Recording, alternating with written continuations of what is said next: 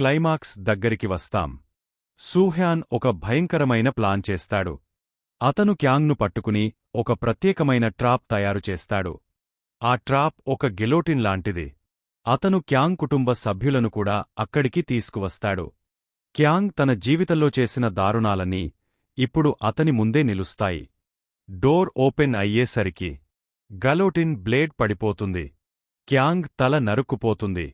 అతని కుటుంబ సభ్యుల ముందే అతని అంతం జరుగుతుంది. కథ చివర్లో సూహ్యాన్ బయటికి నడుచుకుంటూ వస్తాడు. మొదట అతను చాలా కూల్గా కనిపిస్తాడు. కాని కొద్ది సెకన్ల తర్వాత అతను కూర్చుని ఏడవడం ప్రారంభిస్తాడు. ఎందుకంటే అతను తన పగ తీర్చుకున్నాడు. కాని ఆ ప్రక్రియలో తన మనసును కోల్పోయాడు. అతను కూడా ఒక మాన్స్టర్గా మారిపోయాడు.